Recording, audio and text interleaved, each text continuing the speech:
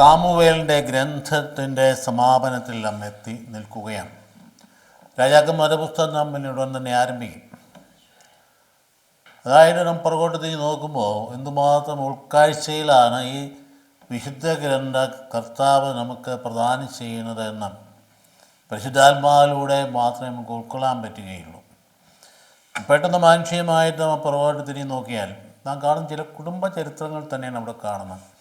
നമ്മുടെ കുടുംബങ്ങൾ കൊണ്ടുള്ള പറ്റിയ അവസ്ഥ ഇപ്പോൾ, കുടുംബങ്ങളിലെ പരസ്പര ബന്ധം, കുടുംബത്തിന് ദൈവത്തോടുള്ള ബന്ധം, കുടുംബാംഗങ്ങൾ തമ്മിലുള്ള ബന്ധം, കുടുംബത്തിന് അയൽക്കാരുമായിട്ടുള്ള ബന്ധമൊക്കെ ഇന്ന് ചർച്ച ആകേണ്ട വിഷയങ്ങളാണ്.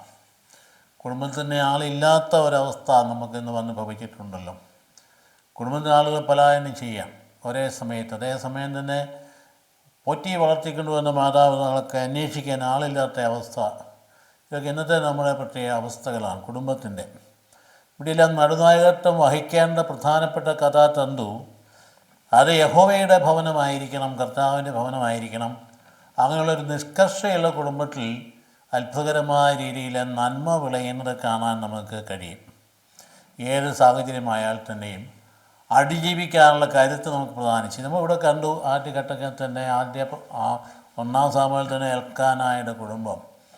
അവിടെ ഹന്ന എന്ന് പറഞ്ഞൊരു പാവം പെൺകുട്ടി, അവളുടെ നിസ്സഹായമായ അവസ്ഥ, അവൾ നിന്ദിക്കപ്പെടുകയും പരിഹസിക്കപ്പെടുകയും ചെയ്യുന്ന അവസ്ഥയിൽ അവൾ യഹോവയുടെ അടുത്ത് ചെന്ന് അവിടുത്തെ ഷീലോയുടെ വാഗ്ദാന പേടക ഇരിക്കുന്ന സ്ഥലത്ത് ചെന്ന് പ്രാർത്ഥിക്കുകയും അവിടെ ഹൃദയം ചുരുകയും ചെയ്തപ്പോൾ അവളെ തെറ്റിദ്ധരിച്ച് മദ്യപിച്ചിട്ട് വന്നിരിക്കുന്നു, 3 മണിയായല്ലോ ഉള്ളല്ലോ എന്ന് പറഞ്ഞ് അവളെ പരിഹസിക്കുകയും ശകാരിക്കുകയും ചെയ്യുന്ന ഒരു പുരോഹിതനെ അവിടെ കാണുന്നു, ഏലി.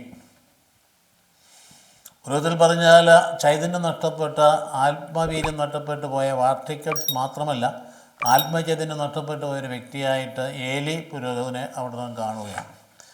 അവിടെ ഹൃദയവികാരങ്ങളുടെയും അത് കേൾക്കുകയും അവളുടെ കാര്യങ്ങൾ തുറന്നു പറയുകയും ചെയ്ത് കഴിഞ്ഞപ്പോൾ അവൾ ആഗ്രഹിക്കുന്ന പോലെ തന്നെ ഞാൻ ചോദിച്ചു വാങ്ങിയെന്ന അർത്ഥമുള്ള സാമുയേൽ എന്ന് പറയുന്ന ഒരു കുഞ്ഞിന് ജന്മം കൊടുത്തു.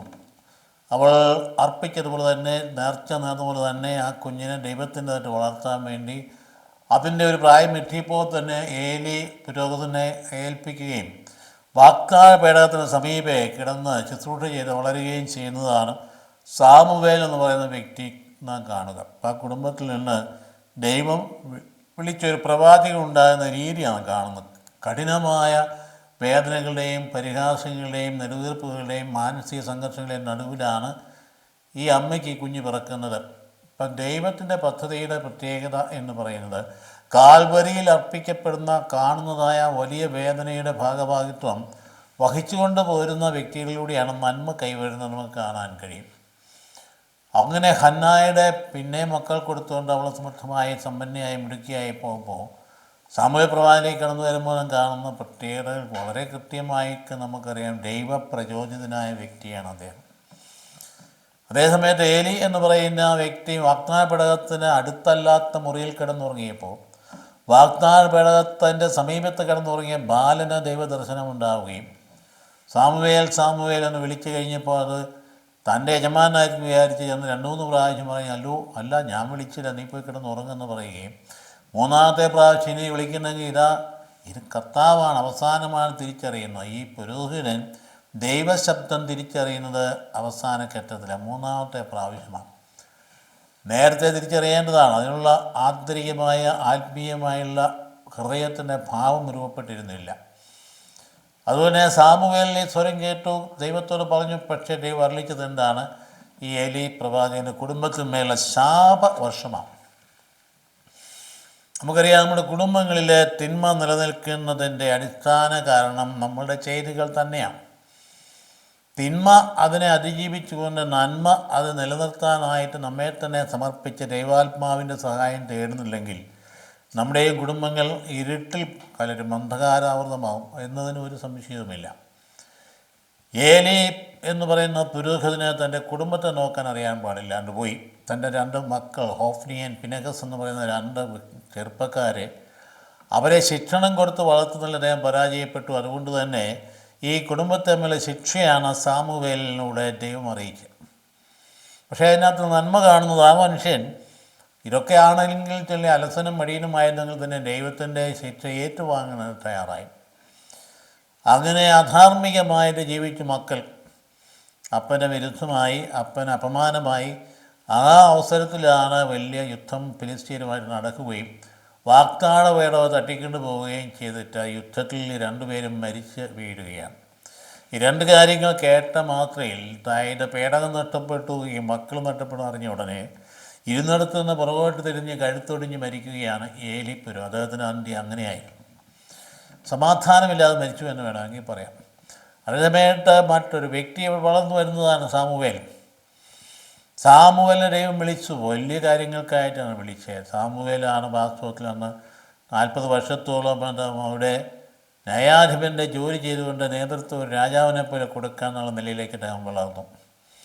അപ്പോൾ ദൈവനിവേശന പ്രകാരം അദ്ദേഹം എന്ത് ചെയ്തു? രാജാവിനെ വേണമെന്ന് ജനം മുറവിളി കൂട്ടിയപ്പോൾ ഈ ജനത്തിൻ്റെ രാജാവ് ദൈവം തന്നെയാണെന്ന് അദ്ദേഹം പറഞ്ഞു നോക്കിയെങ്കിലും സമ്മതിക്കാതെ വന്നപ്പോൾ ദൈവം രാജാവിനെ ഉണ്ടാക്കി കൊടുക്കാൻ പറഞ്ഞിട്ട് അങ്ങനെ സാമൂളിനെ അദ്ദേഹം കണ്ടെത്തിയിട്ട് രാജാവായി അഭിഷേകം ചെയ്യുന്ന പിന്നീട് നാം കാണുക.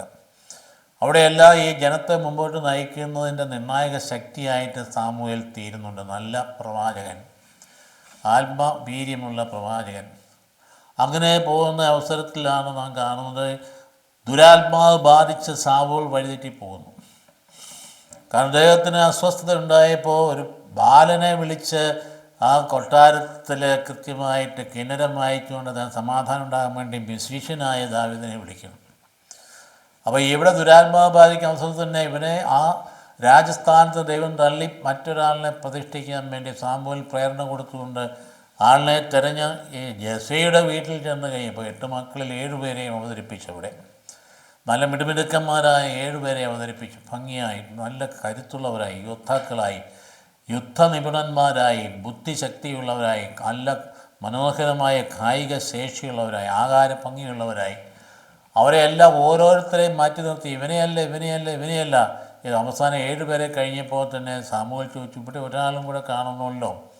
അപ്പനൊരു ചെറിയ ആട്ടിടയനാണ്, അവനെ കൊണ്ടൊന്നും കൊള്ളത്തില്ല, അവനതിലൂടെ ആടിനെ നോക്കി നടപ്പുണ്ടെന്ന് അപ്പം പറഞ്ഞപ്പോൾ വിളിക്കാൻ പറഞ്ഞു. അവനെ വിളിച്ചുകൊണ്ട് വന്നപ്പോൾ സാമുവേലിനും ദർശനമുണ്ടായി. ഇവൻ തന്നെ ദൈവം ആഗ്രഹിക്കുന്ന ആൾ, ദൈവത്തിൻ്റെ ഹൃദയത്തോട് ചേർന്ന് പോകുന്നയാൾ, അവനെ രാജാവായിട്ട് അഭിഷേകം ചെയ്യുകയാണ്. പിന്നെ നമുക്കറിയാം ദാവീദ് സങ്കീർത്തനത്തിലൂടെ അദ്ദേഹം ദൈവത്തെ സ്തുതിക്കുകയും മഹത്വപ്പെടുത്തുകയും ചെയ്യുന്നത് എങ്ങനെയാണ്? ഒന്നുമല്ലാതിരുന്ന് തന്നെ, വെറും ബലഹീനനായ നാട്ടിടനായിരുന്നു തന്നെ എടുത്ത് അങ്ങനെ അഭിഷേകം ചെയ്ത് തന്നെ ഉയർത്തിക്കൊണ്ട് വന്ന യഹോവയെ സ്തുതിക്ക് നമുക്ക് കാണാൻ കഴിയും. അതുപോലെ തന്നെ കരുത്ത് അദ്ദേഹത്തിൽ ദൈവം നിക്ഷേപിക്കുകയും ഗോലിയാത്ത് എന്ന് പറയുന്ന ആ വലിയ അതിശക്തമായിട്ടുള്ള എതിരാളിയെ വെറും ആ വലിയ കയ്യിലിരുന്ന കവണ കൊണ്ട് 5 കല്ലുകൾ കൊണ്ട് ഒറ്റ ഏറിൻ്റെ നെറ്റിത്തടത്തിൽ പതിച്ചിട്ടും തകർന്ന് താഴെ വീണ് വധിക്കുകയും ചെയ്യുന്ന സംഭവത്തിലൂടെ അതിഭയങ്കരമായ നിലയിലേക്ക് വളർന്നു വരുന്നത് കാണുന്നു. അത് രാജകൊട്ടാരത്തിൽ വ്യാപരിക്കുന്ന ദാവീദിലെ അസൂയുളവാകുന്നു ഈ സാവൂളിൽ. അപ്പോൾ യുദ്ധനിപുണനായ ദാവീദ് അദ്ദേഹം പെട്ടെന്ന് വളരുകയും അങ്ങനെ കണ്ടപ്പോൾ ദാവീദിനെ പ്രശംസിച്ച് സാവൂൾ 1000 കൊന്നു, ദാവീദ് 10,000 കൊന്നു വാഴ്ത്തിപ്പാടി ദാവീദിനെ സ്തുതിച്ച് ഉയർത്തിയപ്പോൾ കഠിനമായ അസൂയയ്ക്ക് വിധേയനായി ഇവൻ ഭാവിയും രാജാവായേക്കും, എൻ്റെ സ്ഥാനം തട്ടിക്കളഞ്ഞ് വിചാരിച്ചുകൊണ്ട് കൊല്ലാൻ തീരുമാനിച്ച് ഇറങ്ങിപ്പുറപ്പെട്ടു. തൻ്റെ പുത്രനായ യോനാഥൻ ദാവീദിൻ്റെ ഏറ്റവും അടുത്ത സുഹൃത്തായി വിവരങ്ങൾ പറഞ്ഞു കൊടുക്കുകയും ഒളിച്ചോടുകയും ചെയ്യുന്നതാണ് നാം പിന്നീട് കണ്ടത്. ഇതിലൂടെയൊക്കെ നാം പഠിച്ചു വരുന്നത് എന്താണ്? ദൈവത്തിൻ്റെ സംരക്ഷണം കൊടുക്കുന്ന അപകടത്തിൻ്റെ നിലയിലും താഴ്ന്നു പോകാവുന്ന വലിയ അഗാധങ്ങളിലേക്ക് ചേറ്റുകൂടെ താഴ്ന്നുപോയി മൂക്കറ്റം വരെ ചേറും വെള്ളവും തകർന്ന് മരിച്ചുപോകാതായി വരുന്നിടത്ത് ദൈവം കൈപിടിച്ച് ഉയർത്തുന്ന അനുഭവമാണ് ആ സങ്കീർത്തനങ്ങളിലൊക്കെ നൽകിക്കുന്നതാണ്. സഹസാബ്ദങ്ങളായി നമ്മൾ പ്രാർത്ഥനയ്ക്ക് വിനിയോഗിക്കുന്ന സംഗതിയാണ് ദാവീദിൻ്റെ സങ്കീർത്തനങ്ങൾ എന്ന് പറയും. അത് അദ്ദേഹത്തിൻ്റെ ജീവിതാനുഭവമാണ്. ദൈവത്തിൻ്റെ പരിപാലനം തൊട്ടടുത്ത് അനുഭവിച്ചറിയുന്നതായിട്ട് നമുക്ക് കാണുക. അങ്ങനെ അദ്ദേഹം അവിടുന്ന് രക്ഷപ്പെട്ടു പോയിട്ട് അദ്ദേഹത്തെ വീണ്ടും വധിക്കാൻ വേണ്ടി സൈന്യസമേതം പോയി സാവൂൾ അന്വേഷിച്ച് അവസാനം വിശ്രമത്തിനായിട്ടൊരു ഗുഹയിൽ കിടന്ന് വിശ്രമിച്ച് കഴിഞ്ഞപ്പോൾ അതിന് തൊട്ടടുത്തുണ്ടായ ദാവീദ് പെട്ടെന്ന് വേണമെങ്കിൽ ഇവനെ തട്ടിക്കളഞ്ഞാൽ കൊന്നുകളഞ്ഞ രാജാവാകാൻ അനുയായികൾ പറഞ്ഞപ്പോൾ നോ, ദൈവത്തിൻ്റെ അഭിഷിക്തൻ കർത്താവിൻ്റെ അഭിഷിക്തനെ തൊടാൻ ഞാനാരാണെന്ന് ചോദിച്ചു. എൻ്റെ വസ്ത്രത്തിൻ്റെ വിളിമ്പിൽ നിന്നൊരു ഭാഗം കട്ട് ചെയ്തെടുത്തിട്ട് കൈകൊട്ടി വിളിച്ച് രാജാവിനോട്, രാജാവേ, ഇതാ അങ്ങയുടെ വസ്ത്രത്തിൻ്റെ ഒരു അറ്റം എന്ന് പറഞ്ഞാൽ വേണമെങ്കിൽ എനിക്ക് വധിക്കാമായിരുന്നു പറഞ്ഞുകൊണ്ട് അദ്ദേഹത്തിൻ്റെ നിഷ്കളങ്കത വെളിപ്പെടുത്തിയിട്ടും അപ്പോൾ തന്നെ സമ്മതിച്ചെങ്കിലും പിന്നീട് വീണ്ടും അത് തുടരുകയാണ് കാണുന്നത്. അവിടെ കാണുന്നത് പ്രത്യേകത എങ്ങനെയാണ്. അങ്ങനെ അവസാനം ചെന്ന ഈ യുദ്ധക്കൊതിയനോ അല്ലെങ്കിൽ അസൂയാലുവായ സാവൂള് ഫിലിസ്തീനുമായുള്ള യുദ്ധത്തിലേക്ക് തിരിഞ്ഞു കഴിഞ്ഞപ്പോൾ അദ്ദേഹം തന്നെ അടി പതറുകയും പരാജയപ്പെടുകയും അവസാനം മാറ്റി നിർത്തപ്പെട്ട വാളിന്മേൽ കവിഴ്ന്നു വീണ് ആത്മഹത്യ ചെയ്യുകയും ചെയ്യുന്ന അവസ്ഥയിലേക്കാണ് സാവൂളിൻ്റെ അന്ത്യം എന്ന് പറയുന്നത്. അതായത് അസൂയാലുവായ ഒരുവൻ്റെ അന്ത്യം അങ്ങനെയാണ്. അവന് സമാധാനത്തിൽ മരിക്കാൻ പറ്റില്ല. എത്ര വലിയ പാഠങ്ങളാണ് അതൊക്കെ നമുക്ക് തരുന്നത്. ഉന്നത സ്ഥാനത്തേക്ക് ഉയർത്തിയതാണ്, ഉന്നത സ്ഥാനം ഉണ്ടായിരുന്നതാണ്, രാജാധികാരം കൊടുത്തതാണ്. പക്ഷേ ചെന്ന് അവസാനിച്ചത് ദുഷ്ടാരൂപിക്ക് വിധേയനായി, ദൈവാരൂപിക്കല്ല. അതായത് ഈ പറഞ്ഞ ഈ ദുഷ്ടാരൂപി കടന്നു വന്നപ്പം, അതായത് ബാധിക്കേണ്ട പരിശുദ്ധാത്മാവായ ദുഷ്ടാരൂപി കടന്നു വന്നപ്പോൾ ഒന്നുകൂടെ അധപ്പതനത്തിന് അങ്ങേയറ്റം എത്തിച്ചേർന്നിട്ട് ജീവൻ നശിപ്പിക്കുന്ന അവസ്ഥയിലേക്ക് വന്നു കഴിയും. അപ്പോഴാണ് പിന്നീട് ഹെബ്രോണിൽ വെച്ച് രാജാഭിഷേകത്തിലേക്ക് കടന്നു വരികയും ദാവീദ് രാജാവായിത്തീരുകയും ചെയ്യുന്ന സംഭവ കഥകൾ നമുക്കറിയാം. അങ്ങനെ നാം കണ്ട് പല കുടുംബങ്ങൾ അവിടെ കാണുന്നതാണ്. ഒന്ന് ഞാൻ പറഞ്ഞ പോലെ ഖന്നായുടെ കുടുംബത്തെ കണ്ടു, സാമുവേലിനെ കണ്ടു, പിന്നെ സാവൂളിൻ്റെ കുടുംബത്തെ കണ്ടു. യോനാഥൻ തന്നെ വലിയ സുഹൃത്തായിട്ട് മാറുകയാണ്. അവസാനം എന്നാ സംഭവിക്കുന്നത്? യോനാഥനും ഇങ്ങനെ യുദ്ധത്തിൽ നഷ്ടപ്പെടുകയാണ്. അത് കഴിഞ്ഞ് രാജഭരണത്തിലേക്ക് കടന്നു വന്നു കഴിഞ്ഞപ്പോൾ എല്ലാ അതിർത്തികളെയും പിന്നെ വിപുലീകരിച്ചുകൊണ്ട് ഗ്രേറ്റർ ഇസ്രായേൽ എന്ന് പറയുന്ന സംവിധാനം ഒരുക്കി. അങ്ങനെ ഒരുക്കിയ നല്ല മനോഹരമായ തന്നെ രാജ്യത്തെ വളരെ സുസ്ഥിരമാക്കിക്കൊണ്ട് അതിശക്തമായ സൈനിക നിര, യോബാബ് എന്ന് പറയുന്ന സൈറൂസനാധിപൻ്റെ നേതൃത്വത്തിൽ വലിയ സൈനിക നിരയുണ്ടായി. ആ സൈനിക നിര അമ്മാനിൽ വെച്ച്, ഇന്ന് നാം അറിയപ്പെടുന്ന അമ്മാൻ തന്നെ, അമ്മോന്യരുമായിട്ട് യുദ്ധത്തിലേർപ്പെടുന്ന അവസരത്തിൽ അലസനായി തീർന്നു രാജാവ്. ജീവിതത്തിലെ പാളിച്ച കടന്നു വരും നമ്മൾ കണ്ടു. എത്ര വലിയ മനുഷ്യനിലും പാളിച്ച കടന്നു വരും, എപ്പോഴാണെന്നറിയാൻ പാടില്ല. ഭയങ്കരമായ വീഴ്ചയിലേക്ക് ദാവീദ് ചെന്ന് പതിക്കുക. അദ്ദേഹം യുദ്ധസ്ഥലത്തിൻ്റെ നടുവിൽ നിന്ന് നയിക്കേണ്ടതിന് പകരം അലസനായി രാജകൊട്ടാരത്തിൽ കിടന്ന് ഉറങ്ങി എണീറ്റ് കഴിയുമ്പോൾ അലസനായിട്ട് നടക്കുമ്പോഴാണ് ഇങ്ങനെ ആ കാഴ്ച കാണുകയും അദ്ദേഹത്തിന് ആ നൈപുണ്യത്തിൽ നിലനിന്നിരുന്നെങ്കിൽ അത് പ്രാധാന്യമുള്ളതായിട്ട് കാണുകയില്ലായി. അതേപോലെ തൻ്റെ ദൗത്യത്തിൽ നിറഞ്ഞു നിന്നിരുന്നെങ്കിൽ ഇതിൻ്റെ പ്രാധാന്യം ഇത് സ്വാധീനിക്കില്ലായി. അപ്പോൾ ദൗത്യം മറന്നുപോയി കഴിഞ്ഞപ്പോൾ ഈ കാമവികാരം ഉണർന്നു വന്നതുകൊണ്ട് ആ ബത്ശേബയെ സ്വന്തമാക്കി അവളെ പ്രാപിക്കുകയും അവൾ ഗർഭിണിയാവുകയും അങ്ങനെ അവസാനം ചെന്ന് മാനക്കേടി ചെന്ന് പെട്ടുവെന്നറിഞ്ഞുകൊണ്ട് അത് സ്വന്തം ഉത്തരവാദിത്തം ഏറ്റെടുക്കാൻ കഴിയാതെ തെറ്റിൽ നിന്ന് അടുത്ത തെറ്റിലേക്ക് വീഴുകയും ചെയ്യുന്നു.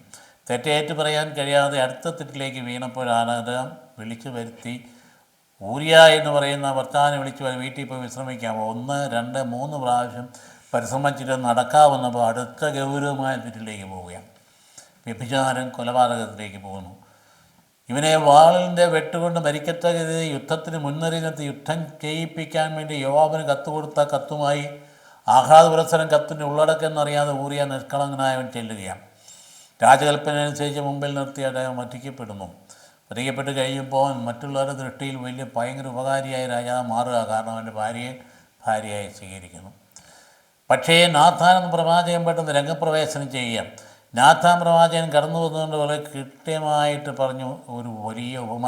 തൻ്റെ രാജ്യത്തുള്ള ഒരു സമ്പന്നനായ മനുഷ്യന് ധാരാളം ആടുമാടുകളും ചുറ്റുപാടുകളും ഉണ്ടായിരുന്നിട്ട് അവൻ്റെ വീട്ടിലൊരു വലിയ വിരുന്നുകാരൻ വന്നു കഴിഞ്ഞപ്പോൾ തൻ്റെ സമ്പത്തിൽ ഒരാടിനെ പോലും എടുക്കാതെ തൻ്റെ അയൽവക്കത്തുണ്ടായിരുന്ന ദരിദ്രൻ്റെ ഒരു പെണ്ണാട് മാത്രം ഉണ്ടായിരുന്നു. അവൻ തൻ്റെ മകളെപ്പോലെ സ്നേഹിച്ച് തൻ്റെ കൂടെ തന്നെ കിടത്തി തൻ്റെ ഭക്ഷണത്തിൽ നിന്ന് കഴിച്ച് താൻ താലോലിച്ച് വളർത്തിക്കൊണ്ടുവന്നെ ആ ആടിനെ കൊന്ന് വിരുന്നൊരുക്കുക എന്ന് പറഞ്ഞപ്പോൾ ജെട്ടിത്തെറിച്ച് കസേരയിൽ നിന്ന് തൻ്റെ വലിയ മഹാസിംഹാസനം എടുത്തുചാടിയ മനുഷ്യൻ മരണത്തിന് അർഹനാകുന്നു പ്രഖ്യാപിച്ചപ്പോൾ താമസിയാതെ തിരിഞ്ഞു നിന്നുകൊണ്ട് പ്രവാചകൻ ആ മനുഷ്യൻ നീ തന്നെ എന്ന് പറയുന്ന ഭാഗം വിശകലനത്തിൽ ഏറ്റവും ഡ്രമാറ്റിക് ആയിട്ടുള്ള ഒരു നിമിഷമാണ്. നമുക്കറിയാം ആ മനുഷ്യൻ നീ തന്നെ. നാം മറ്റുള്ളവരെ വിധിക്കാനൊരുങ്ങുമ്പോൾ ആ വിധിയുടെ അവസരത്തിൽ ഓർക്കുക, ഒരു വിരൽ അങ്ങോട്ട് പോകുമ്പോൾ 4 വിരൽ നമുക്കെതിരെയാണ്.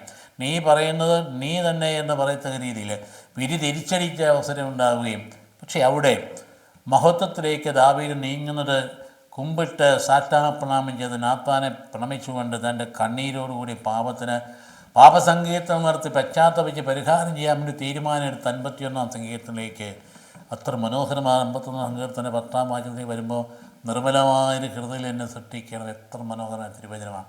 നിർമ്മലമായ ഹൃദയം സൃഷ്ടിക്കണമേ, എൻ്റെ പരിശുദ്ധാത്മാവിനെ എടുത്ത് കളയരെ, ഞാൻ പാപം ചെയ്തു, എൻ്റെ പാപം എൻ്റെ കൺമുമ്പിൽ ഇരിക്കുന്നു എന്ന് പറഞ്ഞുകൊണ്ട് ആ ഹൃദയം പൊട്ടി ഒഴുകുന്ന ആ സുന്ദരമായ സംഗീതത്തിന് എത്രയോ നൂറ്റാണ്ടുകളായി എത്രയോ മഹാന്മാരെ സ്വാധീനിച്ചു. എത്ര മനോഹരമായ ആ സങ്കീർത്തനം! വാസ്തവത്തിൽ ആ ആ വലിയ വിവരണങ്ങളെല്ലാം കഥ തന്തു സെൻട്രൽ പോയിൻ്റ് ഇതാണ് എന്ന് വേണമെങ്കിൽ പറയാൻ സാധിക്കും.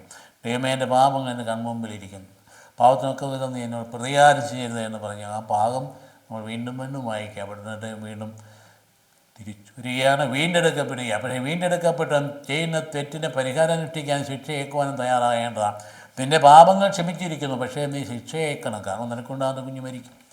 നീ ഇത് രഹസ്യത്തിൽ ചെയ്യണമെങ്കിൽ പരസ്യമായി നിന്നോട് പ്രതികാരം ചെയ്യും. സൂര്യൻ കത്തിച്ചെല്ലുന്ന സമയത്ത് നിൻ്റെ നിൻ്റെ ഭാര്യമാരെ മറ്റുള്ള അന്യൻ അപമാനിക്കും. അന്യനായിരുന്നില്ല, സ്വന്തം പുത്രനാണ് അപമാനിക്കും. അപ്പം അതുകൊണ്ട് അങ്ങനെ അങ്ങ് പോകുന്ന ശിക്ഷയിൽ അടുത്ത ഘട്ടത്തിലേക്ക് നീങ്ങുക. സാവധാനത്തിൽ എന്താ സംഭവിക്കുന്നത്? അപ്പൻ്റെ തെറ്റും മക്കൾ ആവർത്തിക്കുന്നു. ദാവീദിൻ്റെ കുടുംബം ഇത് നമുക്ക് ചിന്താ വിഷയമാകേണ്ടതാണ്. ഒരപ്പൻ്റെ തെറ്റും മക്കൾ ആവർത്തിക്കുന്നു. അമ്നോൻ എന്ന് പറയുന്ന പുത്രൻ, അബ്സലോം എന്ന് പറയുന്ന പുത്രൻ്റെ സഹോദരി, അർത്ഥ സഹോദരിയെ അവൻ അപമാനിക്കുകയും മാനഭംഗപ്പെടുത്തുകയും ചെയ്തിട്ട് വലിച്ചെറിഞ്ഞു.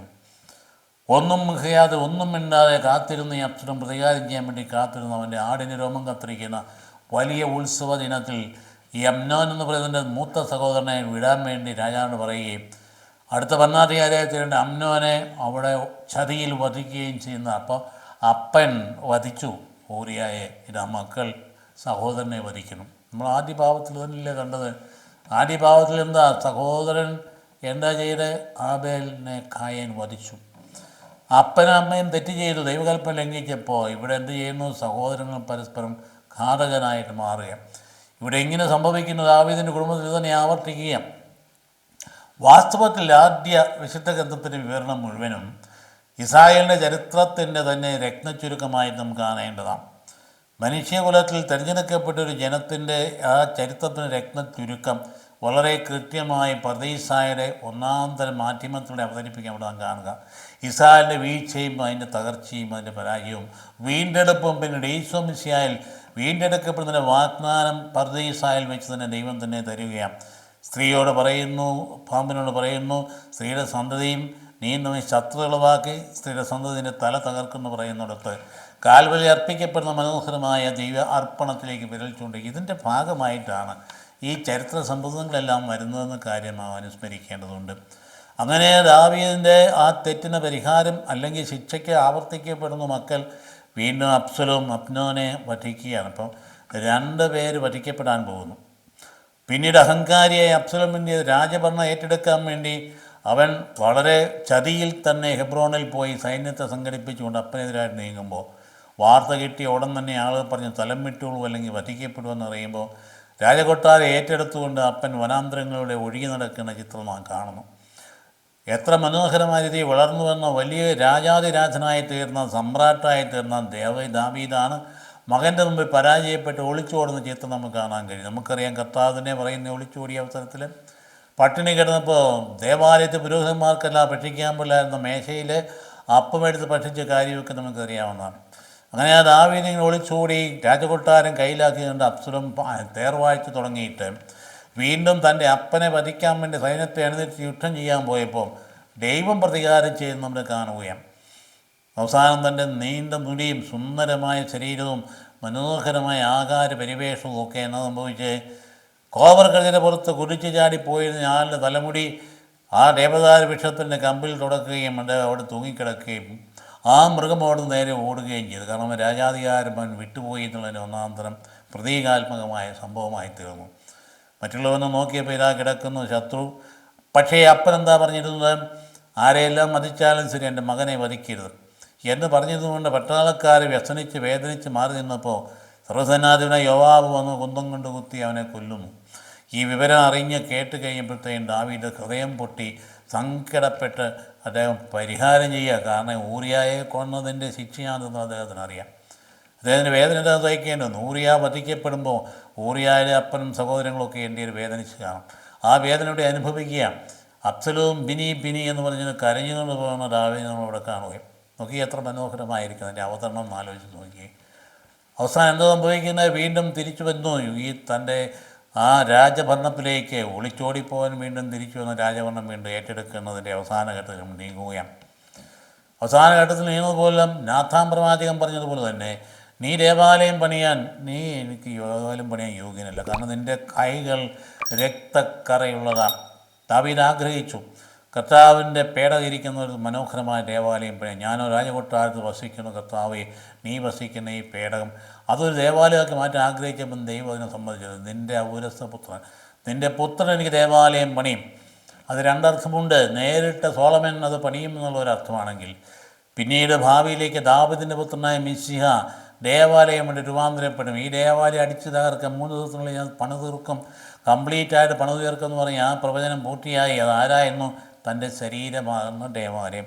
പുനരുത്ഥാനത്തിലൂടെ അത് സഭയായിട്ട് രൂപാന്തരപ്പെടുകയും ആ സഭയാ ദേവാലയത്തിൽ നമ്മൾ ഈശോമിശിയെ കണ്ടുമുട്ടുന്ന അവസ്ഥയിലേക്ക് എത്തിച്ചത് ഈ രക്ഷാകര പദ്ധതിയുടെ ചുരുള് സാവധാനത്തിൽ നിവർന്ന് എത്തിയപ്പോഴാണെന്ന കാര്യം നാം മനസ്സിലാക്കുക. അപ്പം ദാവീദ് രാജാവിലേക്ക് തിരിയുമ്പോൾ കാണുന്നത് കണ്ണീര് പ്രളപിച്ചുകൊണ്ട് പിന്നീട് അത് രചിച്ച സങ്കീർത്തനങ്ങൾ ഞാൻ പറഞ്ഞതുപോലെ സഹസ്രാബ്ദങ്ങളായി അനേകരുടെ ആത്മശക്തി പ്രകാരം ചെയ്യുന്ന മനോഹരമായ ദിവ്യസൂത്രങ്ങളായിട്ട് മാറി. 51-ാം സങ്കീർത്തനം മാത്രം, മറ്റോരോ സങ്കീർത്തനം ഇതുപോലെ തന്നെയാണ്. അതുകൊണ്ട് ഇന്നത്തെ ഈ ഭാഗത്ത് അവസാന ഭാഗത്ത് അവസാന വചസ്സുകൾ സങ്കീർത്തനം ഒരു പ്രവചനവും കൂടെ കൂടിയാണ്. യഥാർത്ഥത്തിൽ രാജാവ് ആരാകുന്നു? അതായത് പ്രകാശം, ഈ സൂര്യപ്രകാശം ഇവിടെ സസ്യങ്ങളെ കിളിർപ്പിക്കുകയും ഫലം പുറപ്പെടുകയും പോലെ തന്നെ മഴ കൃത്യമായിട്ട് സത്യ ജപിച്ചാൽ ജീവൻ നൽകുന്ന പോലെ തന്നെ ഒരു രാജാവ് ഉണ്ടാകും. ആ രാജാവിൻ്റെ സാന്നിധ്യത്തിലൂടെ ജനത്തിന് ജീവൻ പ്രാപിക്കുക എന്ന് പറയുന്ന ഭാഗമാണ് അന്ത്യവചസ്സുകളിലേക്ക് കാണുമ്പോൾ ഞാൻ കാണാം. പ്രഥമാദ്യം അത് കൃത്യമായിട്ട് മനസ്സിലാക്കാൻ സാധിക്കും. ചെറിയ ഒരു സങ്കീർത്തനം പോലെയാണ് അത് കൊടുത്തിരിക്കുന്നത്. അതായത് അവിടെ ദാവീദിൻ്റെ അന്ത്യവചസ്സുകൾ എന്നൊക്കെ പറഞ്ഞു കൊടുത്തിരിക്കുന്നതെങ്കിലും അത് വളരെ കൃത്യമായിട്ട് നാം മനസ്സിലാക്കുന്നത്. പിന്നെ അതോടൊപ്പം തന്നെ നമുക്ക് കാണുന്ന പ്രത്യേകത, ദാവീദ് രാജാവ് പല ഭാഗങ്ങളും നല്ലൊരു നേതാവായിട്ടും കാണുകയും നല്ലൊരു നേതാവിന് പ്രത്യേകത എന്നാൽ കൂടെ നിൽക്കുന്നവരെ അംഗീകരിക്കുകയും പ്രോത്സാഹിപ്പിക്കുകയും അവരെ പരിഗണിക്കുകയും അവരെ സ്വന്തമായിട്ട് കാണുകയും ചെയ്യുന്ന നല്ലൊരു നേതാവിൻ്റെ ലക്ഷണം അത് നമ്മളിവിടെ കാണുന്നുണ്ട്. അതായത് അവിടെ കൃത്യമായിട്ട് ഈ വലിയ ദാവീദിൻ്റെ വീരയോദ്ധാക്കൾ എന്ന് പറഞ്ഞൊരു പട്ടിക തന്നെ നിരത്തിയിരിക്കുന്നത് കാണാം. എനിക്ക് ബേത്ലഹേമിൽ നിന്ന് വെള്ളം കുടിച്ചാൽ കിണർ വെള്ളം കുടിച്ചാൽ കൊള്ളാമെന്ന് പറഞ്ഞപ്പോൾ എന്താ അവിടെ വിളിച്ചറിയാലും അന്നേരം കൈ കിട്ടിയിട്ടില്ല. അവിടെ യുദ്ധം സൈന്യങ്ങൾ നിൽപ്പുണ്ട് എങ്കിലും അവിടെ ആ രാജാവുടെ ഭക്തിയിൽ 3 പേര് ചെന്ന് അവിടെ വെള്ളം കോരിക്കിട്ടെന്ന് കൊടുക്കുകയും ചെയ്തപ്പോൾ അതായത് ബലിയായിട്ട് അർപ്പിച്ച് കുടിച്ചില്ല. കാരണം ഇവർ ചെയ്ത ത്യാഗത്തെ പരിഗണിക്കുകയും അംഗീകരിക്കുമാണ്ടായി. അപ്പോൾ അതുകൊണ്ട് അവിടെ കണ്ടു വളരെ കൃത്യമായിട്ട് ധീര നിരയുള്ള കഴിവുള്ള ഒരു സൈനിക നിരയെ ദാവീദ് ക്രമീകരിച്ചു എന്ന് പറയുന്നത് അദ്ദേഹത്തിൻ്റെ നേതൃത്വത്തിലെ ഏറ്റവും വലിയ വിജയമാണ്. പിന്നീട് നാം കാണുന്നത് 2 ദുരന്തങ്ങൾ. സാവൂൾ രാജാവ് അവിടെ ഉണ്ടായിരുന്ന ഗിബെയോൻകാരെ വധിച്ചു എന്നുള്ളത് ഉടമ്പടിക്ക് വിരുദ്ധമായ പ്രവൃത്തിയാകുകയാണ്. അതിന് ശിക്ഷയായിട്ട് പരിഹാരം ചെയ്യാമെന്ന് ആവശ്യപ്പെട്ടപ്പോൾ ഗിബെയോൻകാർ പറഞ്ഞു അതുപോരാ, നിയമാനുസൃതമായി ചെയ്യണം. എന്താണ്? പല്ലിന് പകരം പല്ല്, കണ്ണിന് പകരം കണ്ണ് എന്ന് പറഞ്ഞാൽ ഞങ്ങളുടെ ആൾക്കാർ പഠിച്ചുവെങ്കിൽ തിരിച്ച് സാവൂളിൻ്റെ മക്കൾ വധിക്കപ്പെടണം. അങ്ങനെ വധിക്കപ്പെടുന്നതാണ് 7 പേരെ വധിക്കപ്പെടും. അപ്പോൾ സിപ്പോറ എന്ന് പറയുന്ന സ്ത്രീ നമ്മൾ കഴിഞ്ഞ പ്രാവശ്യം കണ്ടതാണ്. വധിക്കപ്പെട്ട കെട്ടിത്തൂക്കപ്പെട്ട മൃതശരീരത്തിലുള്ള കാവലിരിക്കുന്ന സ്ത്രീയെ നാം കാണുന്നുണ്ട്. അവിടെ അവളെ കഴുകന്മാരെ പക്ഷികളെ കൊത്തിപ്പറിക്കാതിരിക്കുന്ന ആട്ടി ഓടിച്ചപ്പോൾ ദാവീദ് രാജാവ് ഇത് കാണുകയും പ്രത്യേകമായിട്ട് ആ മൃതശരീരം മുഴുവൻ എടുത്ത് മാന്യമായ രീതിയിൽ യഹൂദന് യോജിച്ച് മൃതസംസ്കാരം കൊടുക്കുകയും ചെയ്ത് നമ്മുടെ കാണുന്നു. അവിടെ മനോഹരമായ രീതിയിൽ ചെയ്യുന്നുവെങ്കിൽ യോനാത്തിൻ്റെ പുത്രനെ അവൾക്ക് ഒഴിവാക്കുന്നത് അവനുമായിട്ടൊരു ഉടമ്പടി ഉണ്ടായിരുന്നത് കൊണ്ട്. അപ്പോൾ അങ്ങനെയുള്ള സാഹചര്യം എടുത്ത് പറയുന്നുണ്ട്. അവിടെ വീണ്ടും സംഭവിക്കുന്ന ജനസംഖ്യ എടുക്കാൻ പോകുന്നത് ദൈവം പറഞ്ഞിട്ട് തന്നെയാണ്. പക്ഷേ പിന്നീട് മഹാമാരി വന്ന് ഭവിച്ചപ്പോൾ അതുകൊണ്ടാണ് ഇങ്ങനെ ദൈവം ഈ പറഞ്ഞ മഹാമാരി വന്നത് ഈ ജനസംഖ്യ എടുക്കാൻ പോകുന്നതുകൊണ്ടാണ്, ദൈവത്തിൽ ആശ്രയിക്കാതെ. അതുകൊണ്ട് എണ്ണ എങ്ങനെ എടുക്കുമെന്ന് ചോദിച്ചപ്പോൾ എണ്ണ എടുക്കാൻ ദൈവം പറഞ്ഞിട്ടില്ലെന്ന് പറഞ്ഞ് എടുത്തു കഴിഞ്ഞപ്പം പിന്നീട് യോവാബ് അതിനെ ധിക്കരിക്കുകയും യോവാബ് കൃത്യമായിട്ട് ദൈവശിക്ഷ ഉണ്ടാകുമെന്ന് പറയും. എന്തായാലും ശരി, 3 ശിക്ഷകൾ, 1 യുദ്ധം, 2 ക്ഷാമം, 3 മഹാമാരി. ഏതുവൻ തിരഞ്ഞെടുത്തോളാൻ പറഞ്ഞു. ദാവീദ് മഹാമാരി തിരഞ്ഞെടുത്തു. കാരണം മറ്റു 2ഉം ദാവീദിനെ ബാധിക്കുന്നതല്ലല്ലോ. യുദ്ധം വന്നാലും ക്ഷാമം വന്നാലും രാജകൊട്ടാരത്തിന് എന്താ കുഴപ്പമിരിക്കണം. അടുത്ത മഹാമാരി വന്നാൽ ഞങ്ങളും എല്ലാവരെയും ബാധിക്കുന്നതാണ്. അതുകൊണ്ട് ഞാനും ജനത്തോടൊപ്പം എന്നുള്ള അർത്ഥത്തിൽ ജനം സഹിക്കുന്നതിൻ്റെ കൂടെ ഞാനും സഹിക്കാൻ തയ്യാറാണെന്ന് പറഞ്ഞ് ഏറ്റെടുക്കുന്ന ഒരു രാജാവിനെ നമ്മൾ കാണുകയാണ്. ജനത്തിൻ്റെ വേദനയിൽ പങ്കുചേരുന്ന ഒരു രാജാവ്. ദാവീദിൻ്റെ ഗുണവിശേഷങ്ങൾ പ്രത്യേകമായിട്ട് ദൈവത്തിൻ്റെ ഹൃദയത്തോടെ എന്നുള്ള വ്യക്തിയെന്ന് നാം പറയുമ്പോൾ ഇതൊക്കെയാണ് മനസ്സിലാക്കുന്ന. മാനുഷികമായ ഭയങ്കരമായ പരാജയങ്ങൾ കൊണ്ടായെങ്കിൽ തന്നെയും അത് നേതൃത്വത്തിൻ്റെ പ്രത്യേകത ഇതായിരുന്നു. ജനങ്ങളുടെ എല്ലാ വേദനകളോടും കണ്ണീരോടും ചേർന്ന് നിന്നിരുന്നു. ആ മഹാമാരി വന്നു കഴിഞ്ഞപ്പോൾ വളരെ വലുതായിട്ടുള്ള ഒരു എന്താ സംഭവിക്കുന്നത്, ആ ജനസംഖ്യ എടുത്തു, ഏറെ രോഗമുണ്ടായി. പിന്നെ ജെറൂസലേം മാത്രം മാരകമായ രോഗത്തിൽ നിന്ന് അവിടുന്ന് രക്ഷപ്പെടുക. അപ്പം അന്നത്തെ ഒരു ചിന്ത എവിടെ ഉണ്ടായി, ജെറൂസലേം നശിപ്പിക്കപ്പെടുകയില്ല എന്ന്. ജെറൂസലേം നശിപ്പിക്കപ്പെടുകയാണ് ചിന്തയുണ്ടായി. പക്ഷേ പിന്നെ ജെറമ്യാ പ്രവാചകനെ തിരുത്തി. ജെറമ്യാ എന്ത് പറഞ്ഞു എന്നറിയാമോ? 7-ാം അധ്യായം 4-ാം വാക്യത്തിൽ പറഞ്ഞു, ഷീലോയോട് ഞാൻ ചെയ്തു തന്നെ എൻ്റെ നാമത്തിൽ നിങ്ങൾ ആശ്രയിക്കുന്ന ഈ സ്ഥലത്തോടും ഞാൻ പ്രവർത്തിക്കും എന്ന് പറഞ്ഞ ജെറൂസലേമിനോട് തകർത്ത് കളയുമെന്ന്. തകർത്ത് കളഞ്ഞല്ലോ. ഈ ദേവാലയം കല്ലുപേക്ഷിക്കാൻ നശിച്ചു പോകുമെന്ന് വിരൽ ചൂണ്ടിക്കൊണ്ട് കർത്താവ് പറഞ്ഞ അക്ഷരം പ്രതി AD 70 ടൈറ്റസ് ചക്രവർത്തി അല്ലെങ്കിൽ സാമ്രാജ്യത്തിൻ്റെ സൈന്യാധിപനായ വ്യക്തി വന്നുകൊണ്ട് നിലം പരശാക്കിയില്ല, തകർത്ത് തരിപ്പണമാക്കി. ഹെരോദേസ് പണിയണിപ്പിച്ച ആ വലിയ ദേവാലയം 46 വർഷം കൊണ്ട് പുതുക്കിപ്പണത് തകർത്ത് തരിപ്പണമാക്കി. ഭിത്തി മാത്രം ഇപ്പം മാക്കിയായിട്ട് നിൽക്കുന്നുണ്ട് അവിടെ. ആ ഭിത്തിയാണ് വാസ്തവത്തിൽ യഹൂദൻ്റെ ഏറ്റവും ആരാധനിക്കുന്നത് നമുക്കറിയാം. തകർത്ത് കളഞ്ഞു. അത് യെരമ്യാ പ്രവാചകൻ മുൻകൂട്ടി തന്നെ പറഞ്ഞു. പക്ഷേ ഇവരിലൊരു ധാരണയുണ്ടായിരുന്നു, ജെറൂസലേം നശിപ്പിക്കപ്പെടില്ല. കാരണം ഏഷ്യ പുസ്തകത്തിൽ 37-ാം അധ്യായത്തിൽ 36 വാക്യങ്ങളിൽ ഒരു കാര്യം പറയുന്നുണ്ട്. അസീറിയ രാജാവ്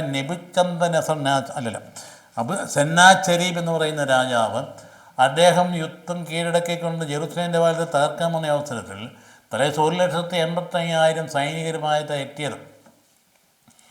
നിമിഷം കൊണ്ട് ജെറൂസലേം തകർക്കുമെന്നുള്ള തീരുമാനം എടുത്ത് അദ്ദേഹം വന്നപ്പോൾ സംഭവിച്ചത് എന്താണെന്നറിയാമോ? നേരം വെളുത്തപ്പോഴത്തേക്ക് 1,80,000 പേരും ആ പാളയത്തിനുള്ളിൽ മരിച്ചു കിടന്നു. വലിയ ഭയങ്കര ബാധ വന്ന് എന്തോ ഫുഡ് പോയിസൺ വന്ന് തകർത്ത് തരിപ്പണമാക്കി. സൈന്യം നശിച്ച് അദ്ദേഹം പേടിച്ച് ഓടിപ്പോയി തൻ്റെ ദേവൻ്റെ ക്ഷേത്രത്തിൽ അദ്ദേഹം പ്രാർത്ഥനനായിരിക്കും. തൻ്റെ പുത്രന്മാർ 2 പേര് വന്ന് അദ്ദേഹത്തെ വധിച്ച് കളഞ്ഞു. ഇതാണ് പുത്രന്മാരായ നിസ്രുദ്ദീൻ അതുപോലെ തന്നെ ദേബന്നായ് എന്ന് പറയുന്ന 2 പേര് വന്ന് തകർത്ത് കളയും. അപ്പോൾ അങ്ങനെ ആ ഒരു സംഭവത്തിലൂടെ ജെറൂസലേം ആക്രമിക്കപ്പെടുകയില്ല, ജെറൂസലേം നിലനിൽക്കുന്ന ചിന്ത ഇവരിലുണ്ടായി. പക്ഷേ യെരമ്യാ പ്രവാചകനെ തിരുത്തി. അത് യാഥാർത്ഥ്യമായി പിന്നീട് AD 70 സംഭവിക്കുകയും ചെയ്തു. അതുകൊണ്ട് എന്താ സംഭവിക്കുന്നത്, അവിടെ ഗാദ് എന്ന് പറഞ്ഞ പ്രവാചകൻ വളരെ കൃത്യമായി പ്രവചനം നൽകുകയാണ്. ആ ശിക്ഷ എന്ന് പറയുന്നതൊക്കെ അത് ഒഴിവാക്കാതെ സ്വീകരിച്ച രാജാവിൻ്റെ വലിയ പ്രാർത്ഥനാഫലമായിട്ട് സംഗതി മാറിക്കിട്ടുകയും ആ ജെറൂസലേം എന്ന് പറയുന്ന സ്ഥലത്ത് ബലിയർപ്പിക്കാൻ തയ്യാറായി. കാരണം അർബേന എന്ന് പറയുന്നത് അല്ലെങ്കിൽ ഓർനാൻ എന്ന് പറയുന്ന ഒരു വ്യക്തിയോട് അദ്ദേഹം ചെന്ന് പറഞ്ഞു, അവിടെ ബലിയർപ്പിക്കണം എനിക്ക്. അവിടെയാണ് അബ്രഹാം ഇസ്ഹാക്കിനെ ബലിയർപ്പിക്കാൻ ഒരുങ്ങിയ സ്ഥലം.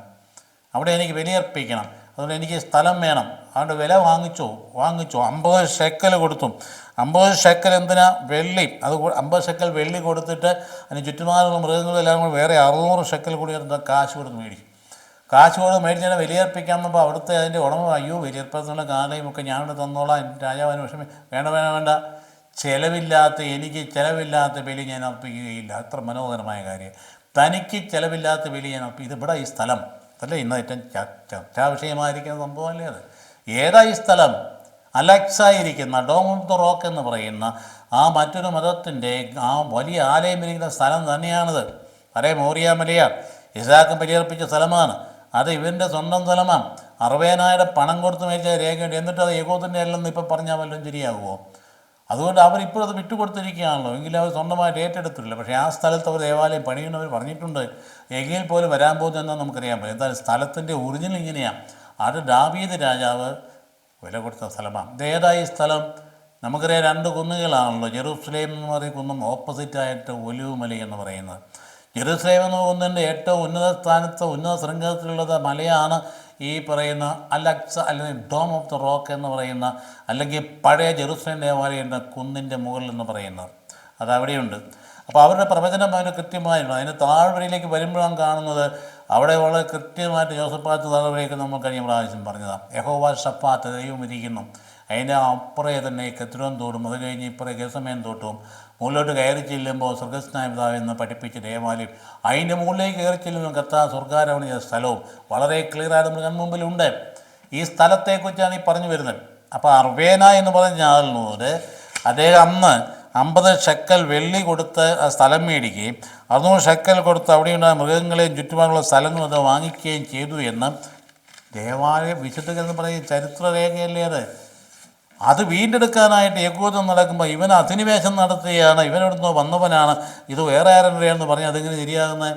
അപ്പോൾ അതുകൊണ്ട് അതായത് 600 വർഷങ്ങൾക്ക് ശേഷം രൂപം കൊണ്ട ഒരു പ്രസ്ഥാനത്തിൻ്റെ ആണെന്ന് പറഞ്ഞാൽ അവർ സമ്മതിക്കുമോ? അതുകൊണ്ട് ആ നെതന്യാഹു പോലെ തറപ്പിച്ച് പറഞ്ഞ ഗ്രേറ്റർ ഇസ്രായേൽ എന്ന് പറയുന്നത് ഇവർ വീണ്ടെടുക്കുമെന്ന് പറയാൻ കാരണം അത് തന്നെയാണ്. അല്ലെങ്കിൽ ചരിത്രത്തിൽ ഇതാണ് സംഭവിച്ചത് നമുക്കറിയാം. ആ സ്ഥലം കൊണ്ടാണ് ഇപ്പോൾ ഈ പുസ്തകത്തിൽ സാമുവേൽ പുസ്തകത്തിൽ അവസാന ഭാഗത്ത് കാണുമ്പോൾ അത് ആ സ്ഥലം വീണ്ടെടുത്തുകൊണ്ട് അവിടെ ബലിയർപ്പിക്കാൻ നമുക്ക് കാണാൻ സാധിക്കും. അത് എന്താ വളരെ രമ്യ രീതി ഇപ്പോൾ നമ്മുടെ ചെന്നാലുണ്ടല്ലോ വളരെ ഒരിക്കലും ഞങ്ങൾ ഓർക്കുകയാണ് പഠിക്കുന്ന ഘട്ടങ്ങളിൽ ഡോം ഓഫ് ദ റോക്ക് എന്ന് പറയുന്ന ആ വലിയ അന്ന് നമുക്ക് ഓപ്പണായിട്ട് കയറി ചെല്ലാമായിരുന്നു, മുറ്റത്ത് കൂടെ നടക്കാമായിരുന്നു. ഇന്ന് സമ്മതിക്കത്തില്ല. ഇന്ന് അവിടെ ചുറ്റും അവരുടെ യോർദാൻ്റെ പെട്ടാൾ നിൽക്കുകയാണ് ഇതുപോലെ സംരക്ഷിക്കാൻ വേണ്ടി. കാരണം എപ്പോഴാണ് യഹൂദനെ രണ്ട് ബോംബ് വെക്കുമെന്ന് അവർക്കറിയാൻ പാടില്ല. അപ്പോൾ അത്രയും വളരെ സംഘർഷപൂരിതമായ സ്ഥലമായിട്ട് ഡോം ഓഫ് ദ റോക്കും അക്സായി മാറിയിട്ടുണ്ട്. ഞങ്ങൾ പഠിച്ചിരുന്ന ഘട്ടങ്ങളിൽ ഇസ്രായേൽ പഠിക്കുമ്പോൾ ഈസിയായിട്ട് ഓടിയോടെ കയറി ചെല്ലാമായിരുന്നു. ഞങ്ങളൊരിക്കൽ ഈ പറയുന്ന ഡോം ഓഫ് ദ റോക്കിൻ്റെ മുമ്പിൽ നിന്നുകൊണ്ട് സ്റ്റുഡൻസ് ഫോട്ടോ എടുക്കുന്നുണ്ടായി. ഫോട്ടോ എടുത്ത അവസരം പെട്ടെന്ന് ബാക്കിൽ നിന്ന് അവസരം കണ്ടു ടേക്ക് ദ ബാഗ് അപ്പ് എന്നിങ്ങനെ പറഞ്ഞു. അപ്പോൾ ഞങ്ങൾ ഞെട്ടിപ്പോയി. Take the bag up. പുറത്ത് നോക്കിയാൽ പട്ടാളക്കാർ തൂക്കുമായിട്ട് നിൽക്കുക. നിലത്ത് ഞങ്ങളുടെ ബാഗ് വെച്ചിരുന്നു. ബാഗ് എടുത്ത് കൈ പിടിക്കാനാണ് പറയും. ഇപ്പം ഞങ്ങളുടെ മുഖത്തോട്ട് നോക്കി അവർ മനസ്സിലായത് ടെററിസ്റ്റ് ഒന്നുമല്ല, ഇത് പാവങ്ങളാണ്, വിദ്യാർത്ഥികളാണ്. അപ്പോൾ അടുത്ത് വന്ന് we are sorry, we do not know whether bomb inside or not എന്നാണ് പറയുന്നത്. അതായത് ആ ബാഗിനകത്ത് ബോംബുണ്ടോ ഞങ്ങൾക്ക് അറിയാൻ പറ്റില്ല. അതുകൊണ്ട് that is why we told you take the bag up എന്ന് പറഞ്ഞ കാര്യം ഇപ്പോൾ അനുസ്മരിക്കുക. അതാണ് ഈ സ്ഥലം. അതുകൊണ്ട് ഈ സ്ഥലം എന്ന് പറഞ്ഞാൽ രക്ഷാകര ചരിത്രം അരങ്ങേറിയത് ഈ മണ്ണിലാണെന്ന്, ഈ മണ്ണിൻ്റെ അവശിഷ്ടം കൂടെ കിടപ്പുണ്ടെന്ന്, നമ്മൾ വിശ്വസിക്കുന്ന കാര്യങ്ങൾ മിഥ്യയല്ലെന്ന്, ഏതെങ്കിലും തരത്തിലുള്ള ഏതെങ്കിലും സാങ്കല്പിക കാപ്പിര കഥയല്ലെന്ന്, അല്ലെങ്കിൽ ഒരു ഐതിഹ്യമല്ലെന്ന്, ഈ മണ്ണിൽ ഇറങ്ങി വന്ന നിറവേറിയ ചരിത്ര സംഭവത്താണ്. ഈ ചരിത്ര സംഭവത്തിലൂടെ ഇവിടെ ഉണ്ടായിരുന്ന അന്നത്തെ വ്യക്തികളുടെ ദൈവം ഇറങ്ങി വന്നു. ആ ഇറങ്ങി വന്ന ദൈവം അവസാനം അവിടെ പരിശുദ്ധ കന്യാമറിയത്തിൽ നിന്ന് മനുഷ്യനായിട്ട് അവതീർണനായി വചനം മാംസമായി എന്ന് പറഞ്ഞ ചരിത്ര യാഥാർത്ഥ്യമാണ്. ഈ കാര്യത്തിലേക്ക് നമ്മളിവിടെ നയിക്കുകയാണ്. അപ്പോൾ അതുകൊണ്ട് ആ സ്ഥലമാണിത് ജെറുസലേം എന്ന് പറയുന്നത്. കർത്താവ് തൻ്റെ ലൂക്കായുടെ സുവിശേഷത്തിൻ്റെ 9 അധ്യായം 51 വാക്യം തൊട്ട് ജെറുസലേമിലേക്കുള്ള യാത്രയാണ്. എൻ്റെ സമയം സമാഗതമായിരിക്കുമെന്ന് പറഞ്ഞപ്പോൾ സമയം ഇതാ, എന്താ വീണ്ടെടുപ്പിൻ്റെ സമയമാണ്. പർദീസായിൽ വെച്ച് വാഗ്ദാനം ചെയ്ത സമയമാണ്. പിശാചിനെ കംപ്ലീറ്റ് തോൽപ്പിക്കുന്ന സമയമാണ്. മരണത്തെ കീഴടക്കുന്ന സമയമാണ്. നോമ്പുകാലമല്ലേ, എൻ്റെ സമയം സമാഗതമായി പറയുന്നത് ആ സത്യത്തിലേക്കാണ് നോമ്പുകാലം നമ്മളെ കൊണ്ടുപോകുന്നത്. നമ്മൾ വിശ്വസിക്കുന്ന കാര്യങ്ങളെക്കുറിച്ച് കുറേ കൂടി ആഴമായ ബോധ്യം വേണം. ഇത് വെറും സാങ്കല്പിക കഥകളൊന്നുമല്ല. ഇത് നമ്മുടെ ജീവിതത്തിലേക്ക് അരങ്ങേറിയതും നമ്മുടെ ഉള്ളിൽ നിൽക്കുന്നതുമായ സത്യവും അവിടെ ഉയർത്തെഴുന്നേറ്റ കർത്താവ് സജീവമായി ഭൂമിയിൽ വ്യാപരിക്കുന്നു എന്ന സത്യം നമ്മൾ പ്രഘോഷിക്കേണ്ട മനുഷ്യരാണ് നമ്മൾ. ഈശോ മിശിഹാ ജീവിക്കുന്നു. അതല്ലേ എത്രമാത്രം മതപരിവർത്തന നിരോധന നിയമം വന്നാലും ശരി, ഈശോയെ പ്രഘോഷിക്കുന്ന വ്യക്തികൾ ഉണ്ടാകും. അത്ഭുതകരമായ വ്യക്തികളുടെ അത്ഭുതപരമായ കഥകൾ നമ്മൾ കേൾക്കാറില്ലേ? ഒരു ബന്ധവുമില്ലാത്ത മനുഷ്യർക്ക് കർത്താവിൻ്റെ ദർശനം ഉണ്ടായി എന്ന് പറഞ്ഞുകൊണ്ട് പെട്ടെന്ന് രൂപാന്തരപ്പെട്ട് വരുന്ന കാണില്ലേ? ഞാൻ യേശുവേ എന്ന് പറഞ്ഞുകൊണ്ട് ഈയിടെ നമ്മൾ പ്രത്യേകം കാണുകയുണ്ടായി. ചില സിനിമാ നടികൾ പ്രത്യേകിച്ച് അവരുടെ ജീവിത സംഘർഷത്തിൽ ഒരു ബന്ധമില്ലാതെ യേശു എന്നെ സ്പർശിച്ചു എന്ന് പറഞ്ഞ് കണ്ടില്ലേ? അതുപോലെ ഉന്നത സ്ഥാനീയ ആൾക്കാർ, സുപ്രീം കോടതി ജസ്റ്റിസ് ഭാനുമതിയെ പോലുള്ള വ്യക്തിയിൽ ജീസസ് ഹു സേവ്ഡ് മീ എന്ന് പറഞ്ഞു വരുന്നത് കണ്ടില്ലേ? ഇതാരെങ്കിലും ഏതെങ്കിലും ഗോതമ്പും പാൽപ്പൊടിയും കൊടുത്തിട്ട് മാനസാന്തരപ്പെടുന്നതാണോ? ജീവിക്കുന്ന കർത്താവ് ഹൃദയങ്ങളെ സ്പർശിക്കുന്നു. അത് ഹൃദയത്തിൻ്റെ നാഥനാണ്. അത് തുടർന്ന് നടന്നുകൊണ്ടിരിക്കും.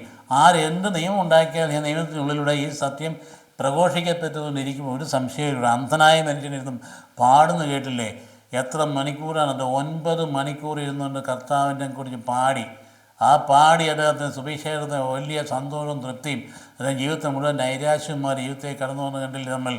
അത്ര ഭംഗിയായിട്ട് പാടി, എൻ്റെ കർത്താവ് എൻ്റെ ചങ്കാനെ, എൻ്റെ കർത്താവ് എൻ്റെ കരളാനെ, യേശുവേ എൻ്റെ കരളാനെ എന്ന് പറഞ്ഞുകൊണ്ട് ആ പാട്ടുന്ന ഗീതം നമ്മൾ കേട്ടില്ലേ? ഇത് ജീവിക്കുന്ന യാഥാർത്ഥ്യമാണെന്ന കാര്യം നോമ്പ് കാലത്ത് അനുസ്മരിക്കേണ്ടതാണ്. ഇതിലേക്ക് എത്തി നിൽക്കുന്ന സംഭവ പരമ്പരകളാണ് ഉൽപ്പത്തിയുടെ പുസ്തകം തൊട്ട് നമ്മൾ കണ്ട് പോരുന്നത്.